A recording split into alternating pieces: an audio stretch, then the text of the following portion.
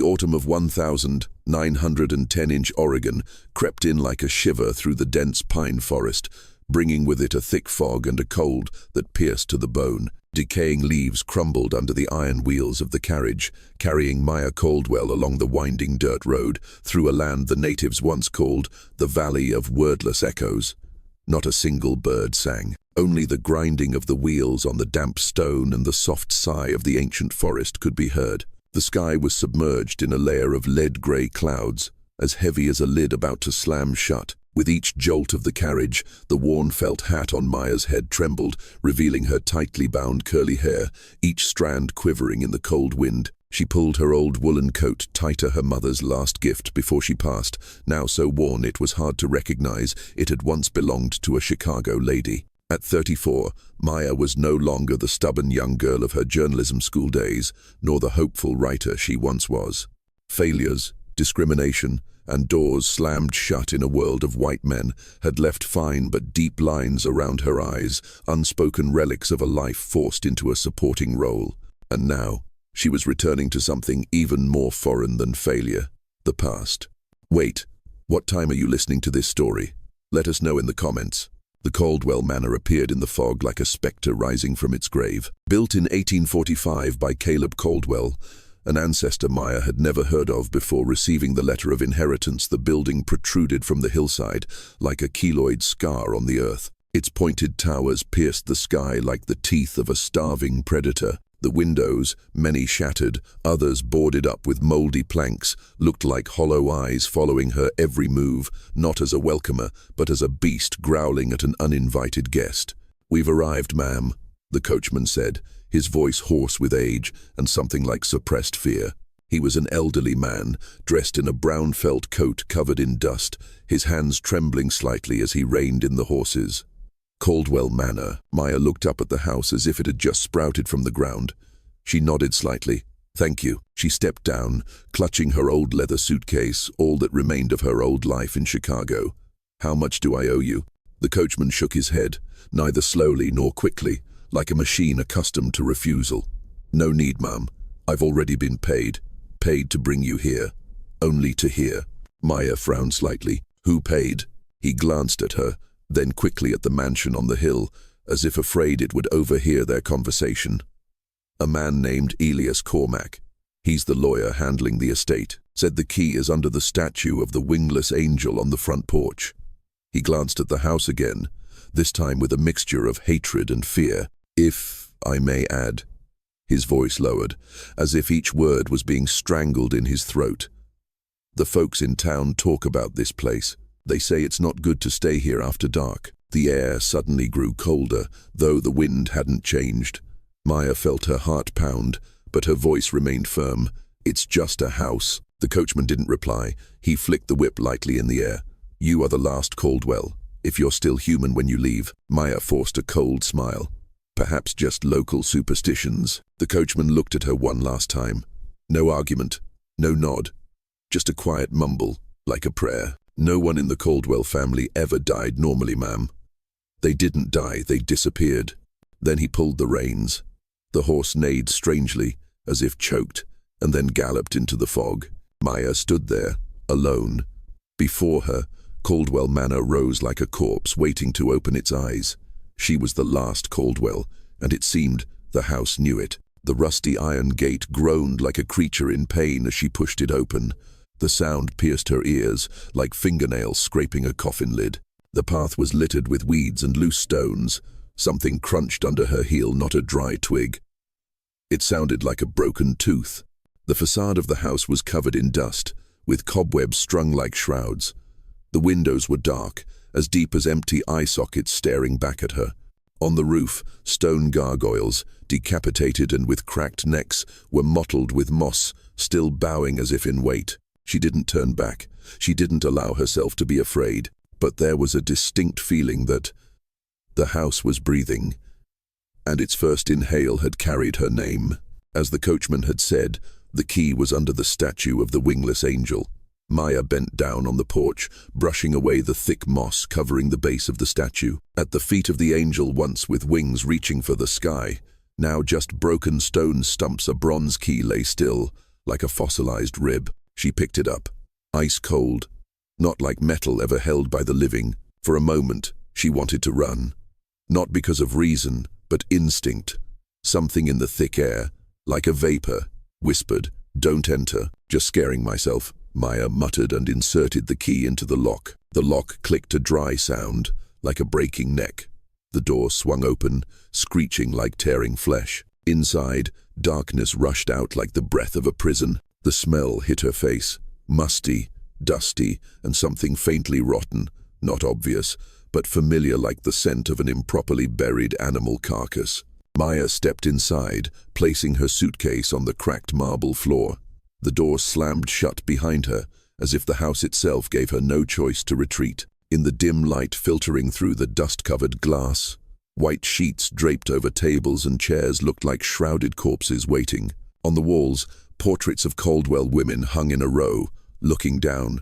Their eyes were faded but still focused, and that focus was not on Maya, but on the darkness behind her. Maya found an old oil lamp on a side table in the hallway, its glass so sooty it seemed it hadn't been cleaned in years. She struck a match, and a small flame flickered before burning steadily, casting a dim, yellowish light that made the brick walls seem to shift. She started walking through the first floor. The living room, dining room, library. Each room felt like a forgotten space, so silent it seemed to hold the breath of the last people who had been there. The furniture was covered with white cloths, not dusty but not clean either, just silence draped over everything. The chairs were neatly arranged, a writing desk still held a dried-out fountain pen, and the curtains were faded from old sunlight. It felt as if the house was waiting for something to continue. In the kitchen, she found a few simple provisions: hard bread, cheese, some canned goods, and a full bottle of whiskey with its cork intact. A handwritten note was placed beside it, simply reading, "Second floor living room." As she returned to the main hall, the lamplight reflecting on the wall made her stop. A door under the stairs was ajar, as if someone had just left it a few minutes ago. She approached, raising the lamp. A narrow wooden staircase led down into the house. The smell from it was stronger, damp and heavy, like air trapped from a century ago. Suddenly, a faint sound echoed from upstairs, very soft, almost just a shift, but enough to make Maya turn her head. The lamp swayed slightly in her hand, the shadows on the wall stretching and moving. "Is anyone there?" she called out, her voice not loud, but it carried far. The house didn't answer, only the occasional soft creak of old wood, as if adjusting itself. She turned back to the main staircase and began to climb. Each step made the wooden treads groan wearily, as if they were too accustomed to the weight of the living and no longer wished to bear it. The second floor was a long corridor, flanked by closed, silent doors. The first doorknob wasn't locked. Maya opened it. The master bedroom. The lamplight swept across the high ceiling, reflecting in a large, fogged and dusty mirror. Everything in the room was tidy, but had lost the feeling of being lived in, as if life here had existed for a long time and then abruptly stopped. On a desk near the window was a pile of old books and papers. Maya leaned in. Diaries, their leather covers turned brown, the spines broken at the edges. She opened the first one. The handwriting in dark brown ink was shaky. Elijah Caldwell, Autumn, 1795. Flipping through the yellowed pages, the ink smudged in some places, as if touched by tears or wet hands. Maya slowly read each line. The handwriting of Elijah Caldwell, hasty but careful, was clear under the quiet lamplight. "The nightmares do not lessen. I see faces in the shadows, they do not belong to the living. I hear singing. At first I thought it was the wind in the trees, but Elizabeth hears nothing. She thinks I am losing my mind, but I know what I saw in the basement was not my imagination." Maya paused. A chill passed through her. It was unclear if it was from the draft slipping through the window or from the thought that she was sitting in the very spot where Elijah had written these lines. She closed the diary, her hand resting on its spine for a moment as if it were still warm. Her eyes caught something else, a sealed envelope placed right beside it, as if intentionally left there. Her name was written on the front. The handwriting was elegant and slanted, the ink faded but not smudged. Maya opened the envelope. Inside was a short letter. "Dear Miss Caldwell, as the legal administrator of the Caldwell estate, I am compelled to inform you of matters that could not be discussed through ordinary correspondence. The Caldwell Manor is more than an inheritance. It is a part of the complex and sometimes dangerous history of this land. I recommend you carefully examine your ancestors' diaries, especially anything related to auditory phenomena.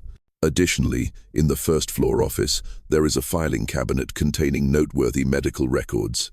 I will be in Willow Creek next week to answer any questions in person.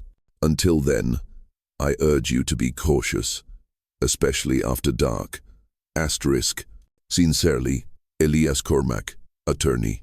Maya reread the letter, this time more slowly. The words dangerous, auditory, and after dark seemed to stand out in her mind, though on the paper, they were all in the same ink. She sat silently. The lamplight danced in the mirror on the other side of the room. No wind, no sound. It was just that. The space seemed to have shrunk and become quieter than necessary. The history of the Caldwell family, could it really be so terrible as to require a warning letter? Maya asked herself this question as her eyes remained fixed on the paper in her hand. Before an answer could form, a cold draft swept through the room, as sudden as a touch from behind. The oil lamp flickered, its light stretching and then contracting as if being squeezed. The tattered curtains billowed, slapping against the wall. In that instant, Maya saw a figure standing in the window across the hall. Pale. Still. Looking in, she shot up, her heart pounding. She approached the window. Outside, there was only darkness, nothing but a dew-covered yard and a sky slowly turning to ash. It was getting dark, and a storm was gathering somewhere behind the mountains. That first night, Maya lay on the old, dusty bed in the master bedroom. The blanket was heavy, with a musty smell. She couldn't close her eyes. Outside, the wind howled through the cracks in the windows like someone moaning. The house stirred in waves, the creak of expanding wood, the sigh of beams, and somewhere farther off, the sound of very light footsteps, as if someone were tiptoeing down the long hallway, searching for the right door to knock on. Maya opened her eyes. She didn't dare breathe loudly. And then, in the liminal space between waking and dreaming, just as she thought she was about to fall asleep, a soft voice spoke, almost right next to her ear. Maya. She sat bolt upright. The lamp had gone out at some point. Outside her room, everything was as dark as if light had never existed here. Dawn arrived with a pale light, just enough to seep through the dust-covered windows of Caldwell Manor. The grey sky offered no sense of a beginning, only making the house a little less dark. Maya woke with a slight tightening in her chest, taking a few seconds to remember where she was. She was still in yesterday's dress, surrounded by open diaries scattered across the bed, as if they had whispered to her in her sleep all night. She sat up, put on another layer of clothing, and went down to the kitchen. Breakfast was a few slices of hard bread and dry cheese. Eaten in silence, the sound of her knife on the porcelain plate echoed louder than usual. Afterward, Maya decided to do what the letter from Elias Cormac had advised.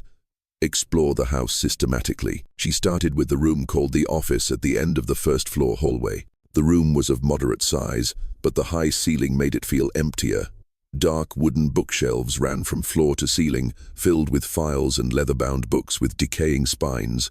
An oak desk took up most of the central space, its surface bearing faint scratches, as if from fingernails repeatedly dragging across it.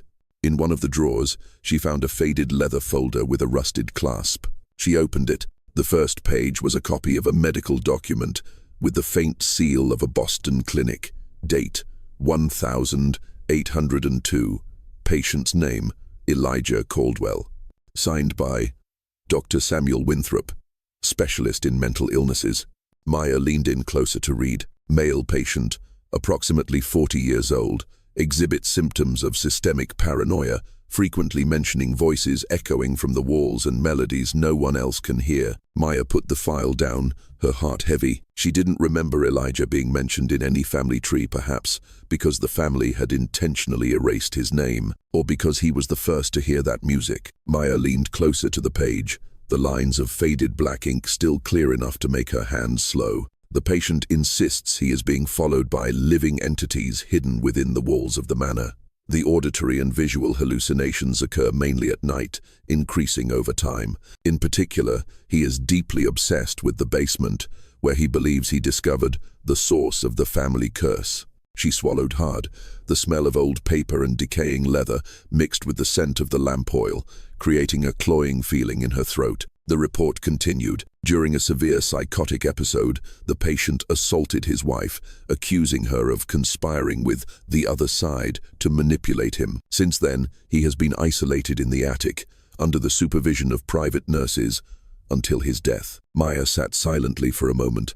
She imagined that attic room, the door locked, the curtains always drawn, and an old man sitting there, his ears listening to a music no one else could hear. She set the document aside. The next document, clipped to the file below, was dated 1835. At the top, a name was written in slanted handwriting, Jeremiah Caldwell. The pattern of neurological decline observed in Jeremiah is strangely similar to that of his father. The symptoms appeared at the age of 34 and progressed almost identically: paranoia, hallucinations, aggressive behavior. What is noteworthy is the specific nature of his delusions. They almost replicate the descriptions in Elijah's records, even though Jeremiah never had access to his father's diaries or documents. Maya stopped reading. A slow chill ran down her spine, so cold it felt as if the room's temperature had just dropped without any wind. She had just turned 34. The subsequent files continued the same horrifying pattern. Every generation of the Caldwell family mentioned began to show signs of disorder at the same age, and none of them lived past 35-inch a normal state. Her mother's name was not in the file, but Maya understood why. That was why she never spoke of this place. It was why she had left when Maya was very young, taking her away from the land that had swallowed her entire lineage. A sudden noise from above, heavy and specific, as if something had just fallen. Maya stood up, her hands still feeling the dry paper. She took the lamp and went up the stairs. A draft snaked through the open door, making a rustling sound as if someone were walking a few steps ahead of her. At the end of the hallway, a door was ajar. She pushed it gently. The room was dark, dust covering the wooden floor. In the middle of the room, a large portrait lay face down. The nail on the empty wall was still slightly swaying. She knelt and turned the portrait over. The face in the painting was her mother's, Beatrice Caldwell. A stern expression, eyes as sharp as a knife, looking straight ahead. But what made Maya pause was the feeling of being watched. Even after she had set the painting down, she propped the portrait back up, and as she did, noticed a small door in the corner of the room, almost completely hidden by a wooden wardrobe. It took considerable effort for Maya to move the wardrobe aside. The low wooden door, with an old frame, was unlocked. She stepped into a room so small it could hardly be called a room, just enough space for a writing desk and a chair. No windows, no draft. The smell of old paper and leather rose like a time-infused incense. On the desk were leather-bound notebooks with a name written on them: Beatrice Caldwell. At the bottom was the last one, dated in red ink: March 1882. Maya pulled out the chair, wiped off the dust, and sat down. The voices are louder now. I cannot sleep. They call me to the basement, whispering through the walls, echoing in the hiss of the chimney, harmonizing with my heartbeat when the house is silent. I resist. I know my father, Evelyn Caldwell, also heard them. I know he found the thing that is calling me now. Asterisk. Maya turned to the next page, her palms starting to sweat. The slanted handwriting grew shakier with each line. My mother said I needed treatment, but the doctors cannot help. This is not a mental illness. This is a curse. A music passed through the blood. I found the original documents in the safe under the stairs, the land transfer papers from 1845. Caleb Caldwell bought this land from a native tribe. They warned, build nothing here. They spoke of a place where the veil between worlds is so thin that a breath could tear it. But Caleb ignored them. He built the manor, and under the ground he found the first music box. Asterisk.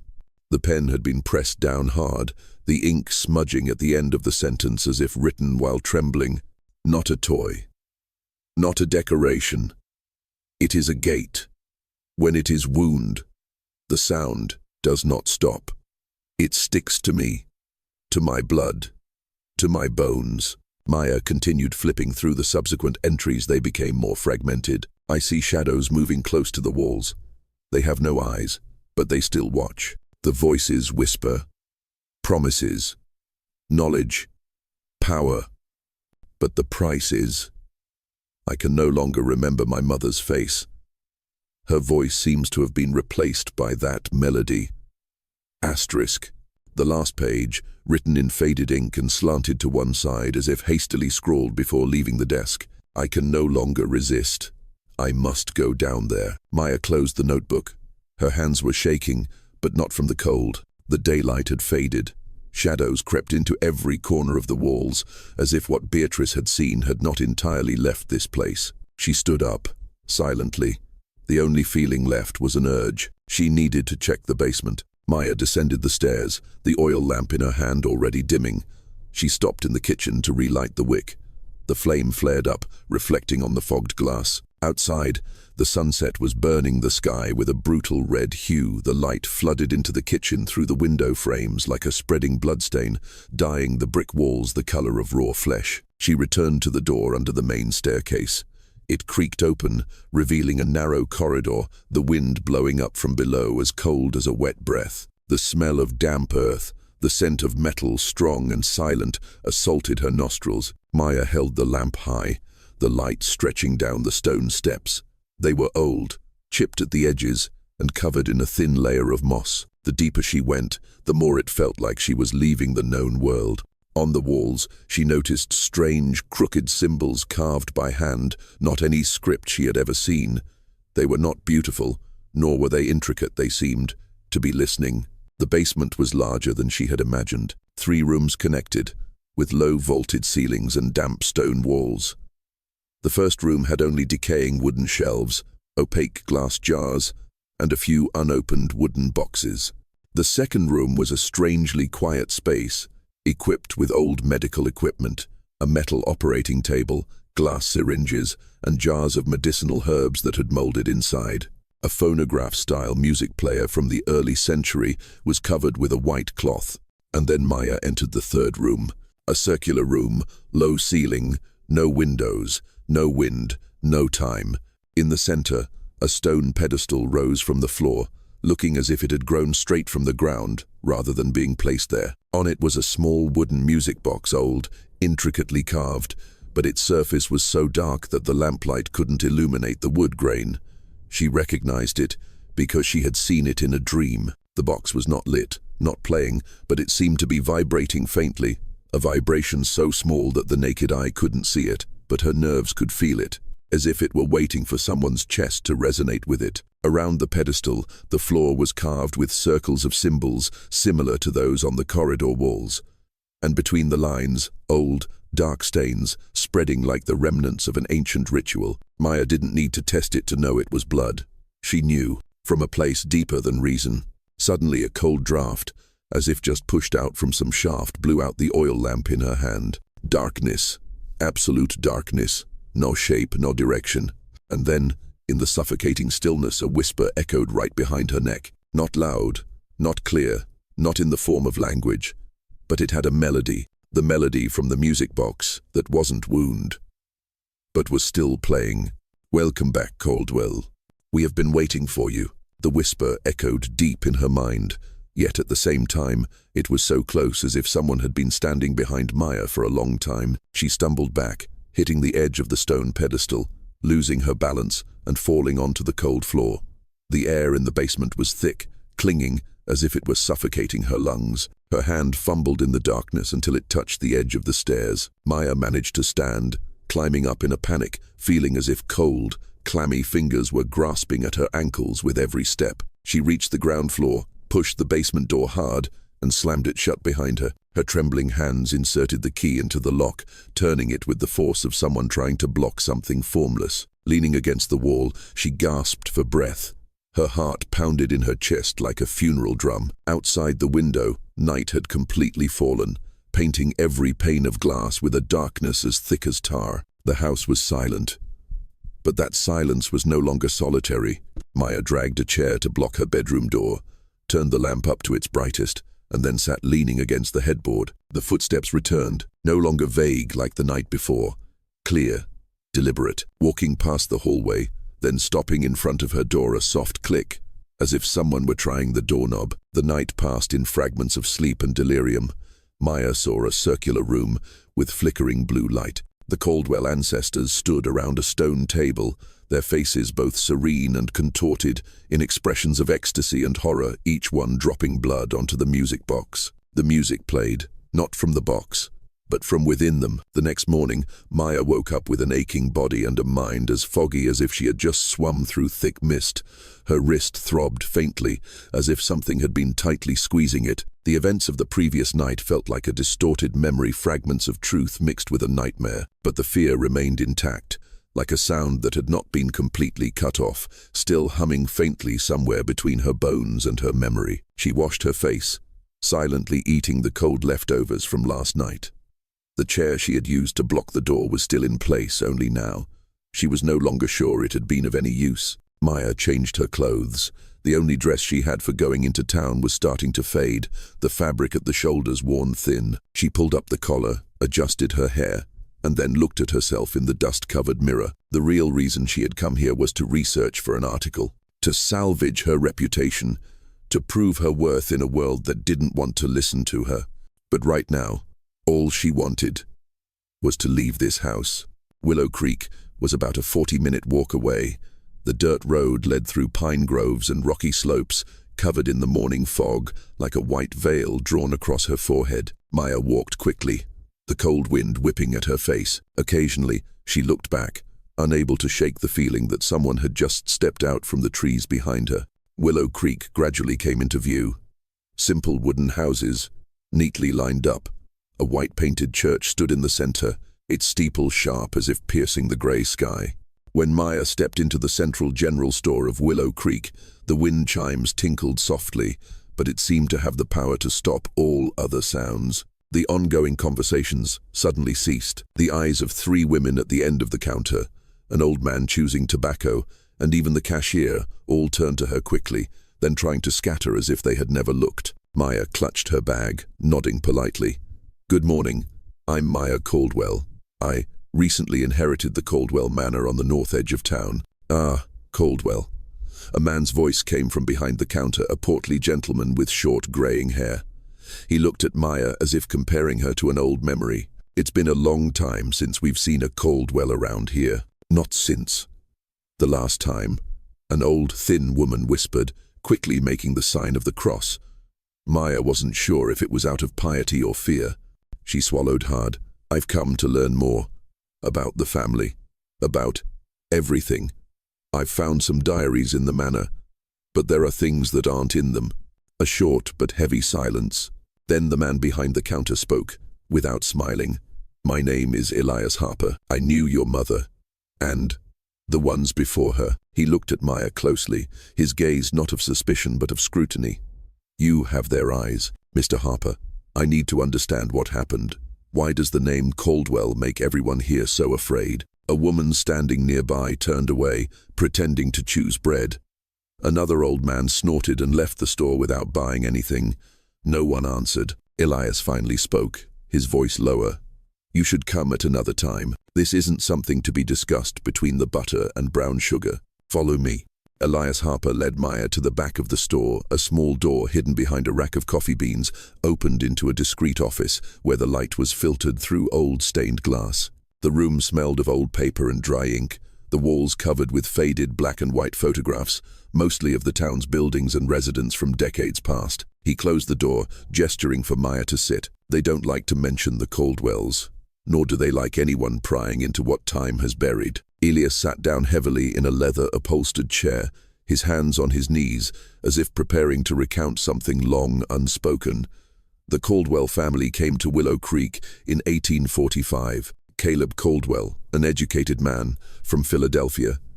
He brought money, a reputation, and something else, which he didn't tell anyone about. He bought the land on the north edge from the natives. That land, they called it Atawaga, meaning the place where the mist does not retreat. Maya blinked. They didn't want to sell. Number, they warned him, said it was a place where the boundary between worlds was as thin as a breath. A land that slept under the lullaby of those who sing without mouths. Elias paused. The air in the room suddenly became thicker. Caleb thought they were superstitious. He had Caldwell Manor built on that land, and then he began to hear strange melodies. No one but him heard them, but then his wife heard them too. "The music box," Maya said softly. Elias looked up at her. He nodded slowly. "It didn't originate here. It might have been from a strange market in Europe, or perhaps an exchange on a red wind night, but I'm certain it was the first thing Caleb brought back, and from it, everything began." "Began how?" Maya asked, her voice low as if afraid of summoning something listening outside. "The same way it always does," Elias replied. "Isolation, strange behaviors, voices in the night, and finally, the basement." He bowed his head, as if recalling something terrible.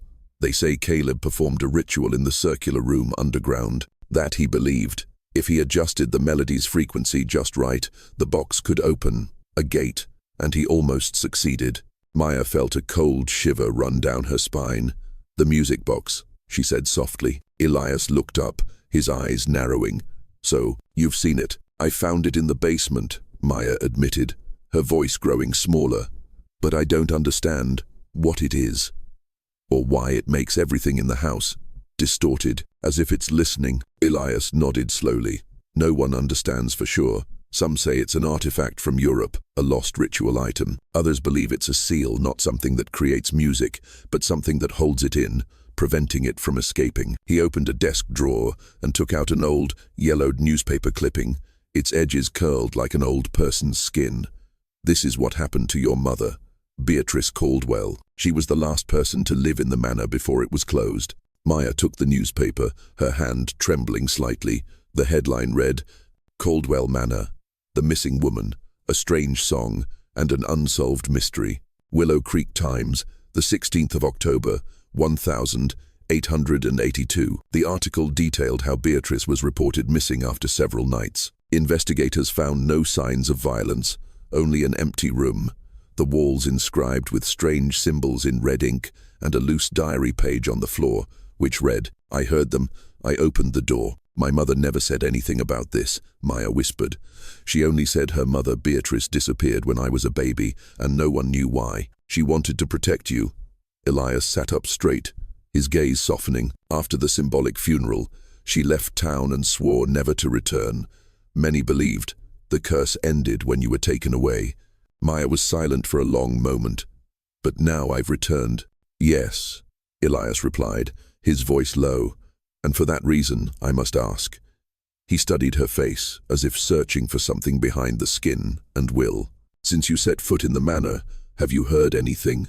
A song, a whisper, things that shouldn't exist?" Maya didn't answer immediately. Then finally, she nodded, very slightly. Elias slowly leaned forward, his voice deepening. "The curse of the Caldwell family always begins with a pattern, unexplained sounds, objects moving, melodies only a Caldwell can hear, and then the call from the basement. If it has begun," he looked directly into her eyes, "then Maya, you must leave that house.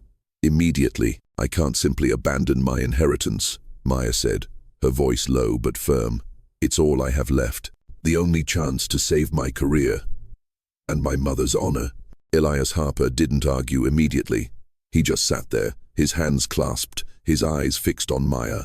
"Your inheritance is more than a dusty house. It is also a history of blood and the continuation of a music that those before you never stopped hearing." Before Maya could reply, a soft knock came from the back office door. The door creaked open, and a young woman entered around her early 32nd, with brown hair in a neat bun, wearing thin steel-rimmed glasses, her eyes intelligent and sharp. "Father, Dr. Vander is here to pick up his order as scheduled," she said, then stopped when she saw Maya. A flicker of surprise crossed her face. "Oh, I'm sorry. I didn't know you were with someone." "Maya Caldwell. This is my daughter, Abigail Sula Harper," Elias said. "Abigail, she is the heir to the Caldwell estate." Abigail's gaze shifted from curiosity to analysis. "Caldwell?" She repeated the name cautiously, then nodded slightly, as if confirming something that had only existed on paper. "I've heard of you," she said. "I work at the town archive, and I've studied the Caldwell family history for my doctoral thesis on psychological genetics and family myths in isolated communities." A spark of light flashed in Maya's eyes. "Then, maybe you can help me. I'm trying to understand what happened. To my mother, to all the Caldwell women before her. Abigail nodded, her expression no longer as distant as before. I will share what I know. If you have time, meet me at the town library at 2 this afternoon. I have all the documents there. Thank you, Maya said, genuinely grateful for the first time to meet someone who didn't shy away from the name Caldwell. After leaving Elias's store, she spent the rest of the morning buying a few necessities for the house: a spare oil lamp, canned food, matches, salt, and a mechanical flashlight imported from France. She paused for a long time at the hardware store, hesitating before a locked cabinet containing small self-defense weapons. In the end, she bought a military dagger, though she herself didn't know what for. At 2 p.m., Maya appeared before the Willow Creek Town Library, a 3-story red brick building in the Federalist style, with tall, narrow windows and a row of limestone steps leading up to a heavy wooden door. Inside, the light filtered through moss-colored stained glass, illuminating dark oak bookshelves filled with leather-bound volumes, local records, and ancient maps. Abigail was waiting at a long table on the second floor, a stack of documents and copied records spread out before her. Abigail led Maya to a small room at the back of the second floor of the library, a private study where the light was filtered through stained glass, and the air smelled of old paper, dry ink, and dust. On the large oak table in the center of the room, a series of books, maps, and archival photos were carefully arranged. There were hand-drawn family trees, personal notebooks, and even copies of handwritten letters from the 19th century, wrapped in wax paper and tied with red thread. I started researching your family about 3 years ago, Abigail said, adjusting her steel-rimmed glasses. Initially, it was part of my thesis on hereditary neuropathology in isolated communities, but the Caldwell case is special. Special how? Maya asked, leaning down to look at a cadastral map from 1846. On it, the Caldwell Manor was marked with dark red ink, accompanied by a spiral symbol. Abigail opened a thick notebook, filled with meticulous, almost obsessive notes. The uniformity of the symptoms and the age of onset exceed any possibility of coincidence. In typical hereditary cases, we see variation. One person might have depression, another dementia, while another might show no symptoms at all. But with the Caldwell women, everything is identical. She pointed to a hand-drawn timeline, held together with paper clips, from Evelyn, died 1855, to Beatrice, disappeared 1882. Every woman began to experience auditory hallucinations at the age of 34, followed by insomnia, paranoia, and disappearing or dying within less than a year. And the strangest thing, Abigail continued, is that this curse does not affect any Caldwell woman who left the manor before the age of 34. Maya looked up. Are you sure? Abigail nodded, flipping through a file. Like the case of Eleanor Caldwell, Evelyn's aunt who left for New York in 1837, never returned, and lived to be 78, with no symptoms. So you believe the curse is only effective if one lives in the manor? Abigail was silent for a moment. I believe that there is something in that house, or under it, something that has existed long enough to learn how to shape memories, copy emotions, and use sound as its language. She looked at Maya for the first time with a gaze that was no longer academic, but a warning. If you have started hearing something, then it may already know you are here. It's a hypothesis I cannot rule out, Abigail admitted after a moment of silence. Initially, I investigated environmental factors: mercury in the well water, neurotoxic mold, leaking coal gas. But the analyses from 1883, right after Beatrice's disappearance, showed nothing unusual. She hesitated, as if crossing the thin line between reason and something else. What else? Maya asked, her voice softening. Abigail pulled out a stack of papers from the file, copies of testimonies, handwritten letters, and notes from witnesses, all carefully transcribed. These unofficial documents come from servants, neighbors, a few who visited the Caldwell estate. They had no contact with each other, but their descriptions have a strange coincidence. She placed the first testimony in front of Maya. Louisa Tremblay, a maid at Caldwell from 1871 to 1875, said that many nights she heard someone singing in the basement, even though no one was there. No words, just a melody. sometimes soothing, sometimes unsettling. Another paper. Dr. Lyle Mercer, who once cared for Evelyn Caldwell, noted in his diary that he saw shadows moving against the direction of the light in the hallway, but when he turned back, no one was there, and the shadow continued to drift. Abigail looked up. They didn't say it was a ghost. No one dared use that word. But they all agreed. There was something in the house that was not alive, not dead, just there. Then she pulled out a sepia-toned photograph, a wide shot of the Caldwell Manor, taken with a large format camera in 1880. "Look closely at the attic window," Abigail said, pushing the photo toward Maya. Maya leaned down, and her whole world seemed to stop breathing. In the blurred glass of the attic window, a pale face appeared, its gender unclear, but with features very similar to Maya's, as if a distorted copy of herself was looking back. "This is..." Maya tried to swallow the words. "My mother?" "No," Abigail replied, her gaze as sharp as a scalpel. Beatrice Caldwell was in Philadelphia at the time, which is confirmed by personal letters and her work schedule. And the house was recorded as empty on that day. No one had a key. The doors were all sealed. Maya put the photograph down, her hand still trembling. The palm of her hand began to sweat, but not from the cold. "What do you think is really happening at the Caldwell Manor, Abigail?" Maya asked, her voice barely a breath. Abigail sat silently for a moment. Then she said, as if reciting an old prayer, "I think there is something there that is not from this world. It doesn't need a reason. It doesn't need an open door. It just needs a melody to know you still exist." Abigail took a deep breath, her gaze falling to the table as she weighed each word. "As a scholar, I can only rely on verifiable evidence, but as someone who has lived in Willow Creek her whole life, and as a descendant of those who once guarded this land," she paused, then looked up, her voice lowering as if touching a taboo. "I believe there is something in the Caldwell Manor that transcends our current understanding.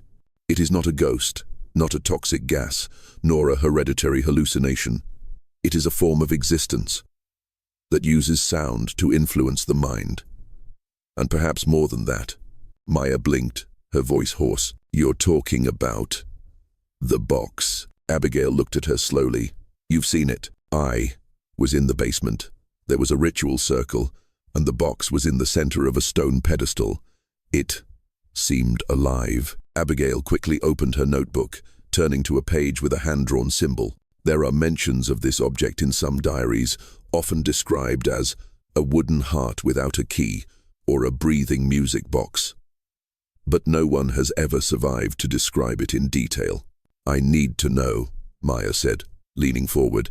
"Has anyone ever broken the cycle? Any Caldwell woman who heard the singing but wasn't consumed?" Abigail was silent, flipping through a small file, her expression changing very slightly, like a rare thread just emerging from the darkness. "There is one case, not mentioned in the official family tree. Her name was Edith Caldwell, Evelyn's younger sister, born in 1820. She started showing symptoms at 34, like all the others. Insomnia, hearing music, repetitive notes. But instead of waiting or hiding, she left the manor, alone. Not to a hospital, but to see a woman named Sula, a Cherokee healer who lived near Lake Owaska." Maya was stunned. "Sula, the same family name as you?" Abigail nodded, for the first time revealing a very slight, almost sad smile. "She was my great-grandmother. The records I have are only fragments. A deerskin with a ritual circle drawn on it, a few symbols that oppose the drawings in the Caldwell basement. But what is special is..." Edith returned. Abigail adjusted her glasses, her voice slow as if walking a tightrope between academia and ancestral belief. "Unfortunately, Edith Caldwell never recorded specifically what my great-grandmother did. Tula, the Cherokee healer, passed away in 1846, taking the ancient rituals, which were only passed down orally, with her."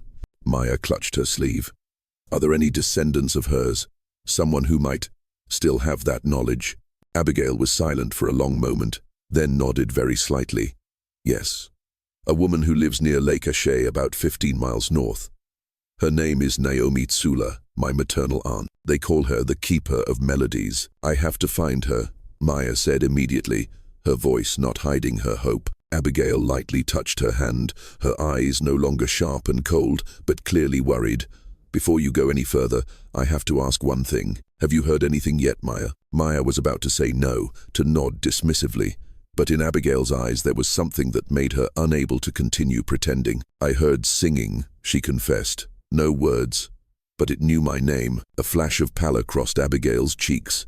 She clutched the notebook she was holding, as if to steady herself. "So it has begun, faster than I've ever seen." "What does that mean?"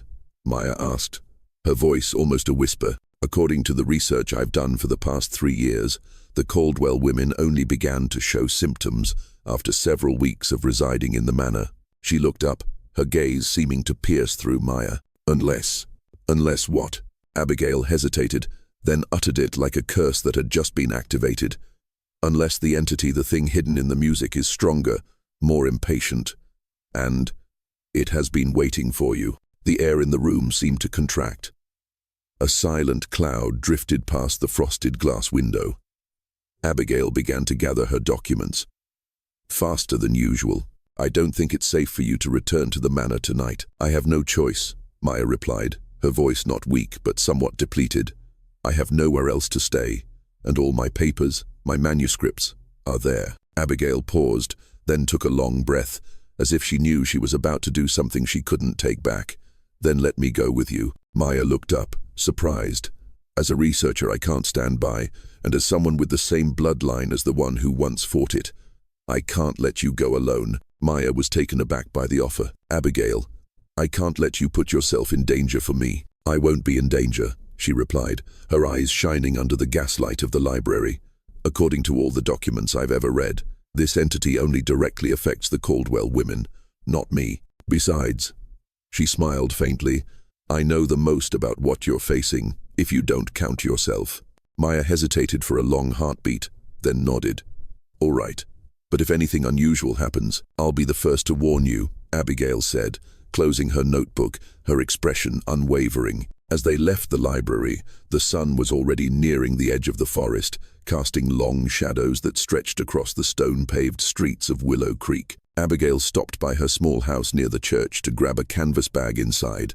Maya saw an old deerskin folder, a bag of black salt, a few pieces of amber-colored powdered stone, and a bone blowpipe. "Family habit," she explained simply. The journey back to the manor was tense and silent. The wind whistled through the pine groves like a sigh, the tree canopies intertwined above them like withered hands trying to obscure the way back. When the silhouette of Caldwell Manor appeared on the hilltop, the sunset light sweeping across its dark stone walls made the entire building seem coated in burnt orange blood. Suddenly, Abigail stopped. "What is it?" Maya asked. "I think I just saw a light on the 3rd floor," Abigail said, squinting. It must have been just a reflection of the setting sun, but Maya knew better. She had seen it too, and it wasn't coming from outside. Inside, Maya quickly lit the oil lamps, the flickering light too weak to push back the cold seeping from the stone walls into her bones. Abigail looked around, her hands jotting notes in a small, dark brown leather notebook, her eyes constantly glancing at the dark corners of the hallway. "Impressive architecture," she said softly, her hand gliding over the carved railing. "Late colonial style, but with distinct European Gothic elements. Not at all common in Oregon." "My ancestor hired an Austrian architect," Maya replied, recalling lines from Caleb's diary. "Someone who had worked on a chapel renovation in Carpathia." Abigail raised her eyebrows. "An insightful choice." They headed to the library on the 1st floor, where Maya rekindled the fire. The small flame flared up with a crackle of wood, illuminating the dusty bookshelves and the bronze-colored peeling wallpaper. The air began to shift. Maya took out a bottle of liquor she had found in the kitchen, a bottle of bourbon with an old Kentucky label, the edges of the sticker peeling like broken teeth. She poured 2 small glasses. Abigail took one, then paused. "Do you hear that?" "What?" "The silence. It's so quiet, it's as if the house is holding its breath." Maya didn't answer, because in her heart, at that moment, something was also beginning to breathe again. "I think we should review the diaries tonight," Abigail said, accepting the glass of bourbon from Maya. "The more we understand the recurring pattern, the better prepared we'll be for what's worse." Maya nodded. She brought down a stack of diaries she had found, most from the master bedroom, a few from the small room behind the bookshelf, which seemed to have been Beatrice's secret space. They sat by the fireplace, the flickering flames casting light on the cracked wallpaper, while outside the wind howled through the cracks in the doors. Inside, there was only the sound of turning pages and the soft scratching of a pen. Hours passed. The diaries revealed a clear pattern, the singing that only a Caldwell could hear, hallucinations of disembodied figures, just footsteps, and the sound of doors opening and closing, a strange urge pulling them toward the basement, and finally, the appearance of the music box, the center of everything. "There's something here I don't understand," Abigail said, flipping back to a section in Evelyn's diary. She talks about a ritual called the blood resonance song, used to strengthen the connection with what she calls the one below the frequencies. "It's not just a phenomenon, it's an entity." Maya silently nodded, then pushed forward a loose page from Beatrice's diary. "My mother also wrote about that, about offering blood to the music box, as if the song within it needed something to continue." Abigail quickly made notes in purpling. They thought the music box didn't just play music, it received music, and what it received was blood memory. A sound from the ceiling made them both jump up. Footsteps, heavy, moving clearly from one side of the upstairs hallway to the other. "Is there someone else in the house?" Abigail whispered, her eyes wide. No one. Maya was sure she had locked the door after they came in. They took a lamp and started up the main staircase, the wood groaning as if protesting every step. The footsteps had stopped, but now something else could be heard. The sound of furniture being dragged, heavy, scraping on wood, from the master bedroom. The door was shut tight. Maya froze. "I left it open. I'm sure of it." She tried the doorknob, but it was useless. "Impossible. There's no lock on this door." From behind the door, a voice began to speak, deep, hoarse, and as foreign as if it came from a fleshless throat. It wasn't English. It wasn't human. It echoed in a rhythmic tone. Abigail turned pale, her hand unconsciously clutching her notebook. "Maya," she whispered, pointing to the gap under the door. A dark, viscous fluid, almost black in the dim lamplight, was seeping out from inside. It was thick, reeking of a metallic smell. Neither of them needed to say it. They both knew it was blood. "We have to get out of here," Maya said, her voice almost choking. She pulled Abigail back from the door, and in that moment, the singing started again from inside the room, the familiar melody of the music box, but slower, more distorted, as if a copy had been stretched through another dimension. At that exact moment, the master bedroom door burst open with a sound like breaking bones. The room beyond was as dark as pitch, the lamplight unable to penetrate. But Maya knew something was standing in that darkness. A movement. Long, thin, awkward, as if its joints were misplaced. Not human. She reached for the matchbox, her hands trembling as she lit another lamp. The pale yellow light only pushed the darkness back a few inches, and that's when it stepped out. A figure of Maya herself, but distorted, hollow, and decaying. A pale face with eyes like two deep, black pits, and a mouth stretched into an impossibly wide grin that reached her ears. Maya backed away in horror, her hands shaking. "Don't," Abigail shouted, pulling her hand. "It wants violence. It wants you to react with blood. That's how it takes root." The distorted figure began to advance, not by walking, but as if gliding silently, terrifyingly. "Run," Maya yelled, pushing Abigail into the hallway. They rushed down the stairs as if through a nightmare, a scraping sound hissing behind them like claws on rotting wood. When they reached the main hall, Maya yanked at the front doorknob. Useless. The door was locked, not with a bolt, but with something invisible. As if the house had clamped its mouth shut. "This way." Abigail pulled her toward the library. They shoved their way in, Maya blocking the door with a heavy file cabinet of maps. Abigail frantically searched through the drawers, looking for an underground map of the manor. The windows. Maya rushed to the nearest frame, but when her hand touched it, the glass and wood had fused into a solid block, not nailed, not locked, but as if the house had healed its own skin. From the other side of the library door, the scraping stopped. In its place, a voice. A deep, resonant voice, as if echoing from inside a hollow skull. "Maya Caldwell," She froze. Her breath caught in her throat. Your blood belongs to the melody. The flow of emotion is our instrument. The lineage must continue the song. The gate must be reopened. What gate? Maya shouted, in a panic. The one your mother fled from. The one your ancestors lulled with blood. You are the host. The string. The sacrifice. Abigail stood still, then whispered, as if confirming a chilling realization. All the diaries, all the records, were wrong about the nature of it. This isn't hereditary madness. This is a form of parasitic possession through sound. This is madness, Maya whispered, but she knew there was no rational explanation for what they were experiencing. The music box, Abigail said quickly. It's a connection point, a liminal object bridging our world, and the thing singing from the other side. And it chose the Caldwells, because we are sensitive. The library door began to crack, the sound of wood groaning as if about to scream. The large cabinet slid a little, pushed by something stronger than a person. Abigail turned, her eyes blazing. We have to go to the basement. Are you crazy? That's the center of everything. Exactly. If we want to end this, we have to face it where it began. There's an entrance through the food pantry, Maya remembered, almost shouting.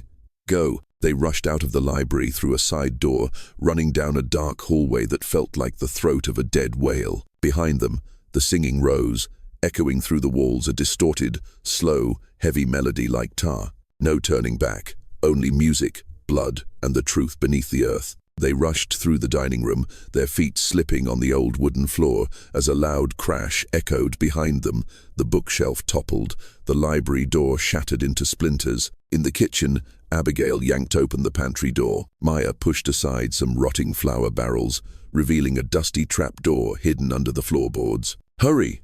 Abigail yelled as the entity's long, winding shadow crept up the wall in the faint, dying firelight. Maya opened the trapdoor, helped Abigail climb down the old wooden ladder that groaned with age, and then followed. She slammed the trapdoor shut, just as a scraping sound echoed right behind her. The wood was being clawed, not by human nails, but by something longer. Below was absolute darkness. Only breath, the smell of dampness, and a heartbeat like a war drum. Maya struck a match, the light danced like a flickering soul. Before them was a narrow stone tunnel, so low they had to stoop. "This must be a service corridor," Abigail whispered. "It might connect to the ritual basement that Beatrice described." They walked through the air as thick as dead sap, their footsteps echoing dully on the stone. Maya held the match low, but it only illuminated a few steps ahead. After what felt like an eternity, the tunnel opened into a room familiar to Maya, the place where she had seen the stone altar and the music box, the heart of everything. The box was still there, but now it emitted a strange light, not illuminating, but absorbing light, like an open wound of the world. "It's bizarre," Abigail whispered, stepping closer, her hands drawn back as if afraid of accidentally touching the sound. "I've never seen anything like it. It's breathing." Before Maya could respond, a click echoed from behind the sound of the trapdoor being thrown open, the sound of claws scraping against the stone walls, each scrape like a misplaced note on a violin string. "We don't have much time," Abigail said quickly, her eyes fixed on the box. "Maya, in the diaries, is there any way to stop this thing?" Maya forced herself to remember.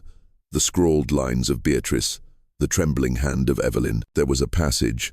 Beatrice recounted how an ancestor was taught a reverse ritual by someone named Tsula, not offering blood by force, but voluntarily, not singing along, but counter-echoing. "Do you remember the incantation?" Number I only remember Beatrice saying, "They want the song to have emotion, but if emotion is stripped away, only a broken sound remains." Abigail looked at the box. It was vibrating faintly like a vocal cord, emitting a low hum like the bass note of a song about to begin. If the music box lives on the blood of the Caldwell lineage, offered in fear, what if you offered it with free will, against the old covenant?